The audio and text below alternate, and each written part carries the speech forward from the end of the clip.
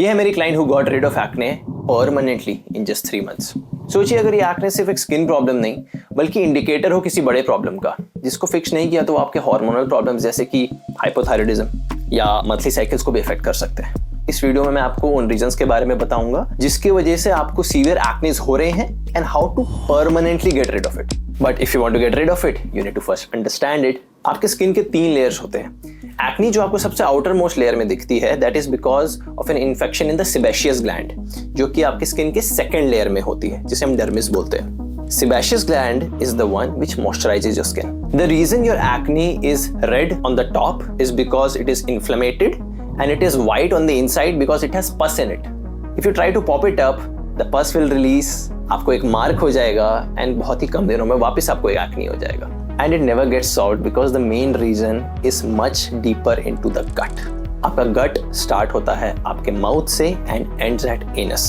अपने गट को एक फॉरेस्ट की तरह समझिए जहाँ पे बहुत सारे प्लांट्स, एनिमल्स, सॉइल, ट्रीज को एग्जिस्ट करते हैं। उसी तरह हमारे गट में भी मिलियंस ऑफ बैक्टीरियाज को एग्जिस्ट करते हैं। हम इसे ब्रॉडली कैटेगराइज कर रहे हैं 2 सेक्शन में, गुड बैक्टीरियाज और बैड बैक्टीरियाज।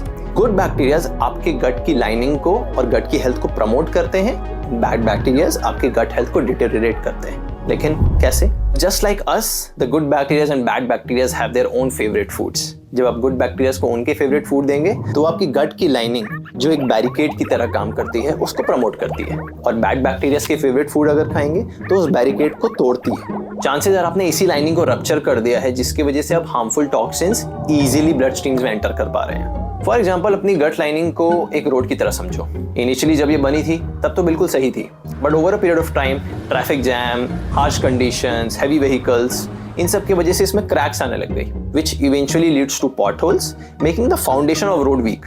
Similarly, जब आप ऐसे फूड कंज्यूम करते हो जिसकी वजह से आपकी गट लाइनिंग डिसरप्ट होती है, it leads to a bigger damage. This is known as leaky gut. जब आपकी इम्यूनिटी को ये समझ आता है कि there are unwanted pathogens in the blood streams, तब वो आपको सिग्नल देने की कोशिश करती है through inflammation. It can be bloating, it can be gas, और it can be skin acne. But क्या है ये बैड बैक्टीरियाज के फेवरेट फूड जिसकी वजह से गट लाइनिंग डिसरप्ट हुई? नंबर 1 है शुगर और रिफाइंड कार्बोहाइड्रेट्स। जी हाँ, all the cakes, pastries, burgers that you love eating is basically disrupting your gut lining. Number 2 is seed oils. All the oils जैसे कि peanut oil, refined oil, soybean oil, ये सारे ही poly unsaturated fatty acids के under आते हैं, which means these are not the best option for your cooking purpose. इसे हम कोकोनट ऑयल के स्ट्रक्चर के साथ कंपेयर करते हैं। ये राइट में आप देख रहे हैं कोकोनट ऑयल का एक स्ट्रक्चर एंड लेफ्ट में है पॉली अनसैचुरेटेड फैटी एसिड का एक स्ट्रक्चर। ये हाइड्रोजन और कार्बन का bond shows how stable these oils are under so much pressure as well, which makes it a great choice for cooking purpose. Number 3 might not be true for everyone, but मेरे case में एक बहुत बड़ा reason था। I used to be bloated for 24 hours a day and the reason was gluten. So gluten generally wheat में और wheat related products में होता है। It is basically a protein जो डाइजेशन काफी डिफिकल्ट बना देता है, again making your gut lining very weak. Number 4 is alcohol. There are proteins which are responsible for strengthening the gut lining, but alcohol weakens those proteins, making it more permeable. अब हमें ये तो पता चल गया कि किन रीजंस की वजह से हमें लीकी गट हुआ है, बट इसको रिपेयर कैसे करेंगे?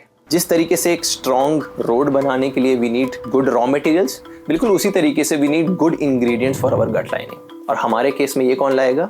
Good bacterias. लेकिन इस गुड बैक्टीरियाज को बढ़ाए कैसे? Start off by eliminating trigger foods जैसे कि शुगर, अल्कोहल, सीड ऑयल्स और processed food. Secondly, limit the use of antibiotics, क्योंकि ये आपके गट में गुड और बैड बैक्टीरियाज दोनों को किल ऑफ करता है। Start consuming foods which are rich in probiotics. क्या है ऐसे फूड्स?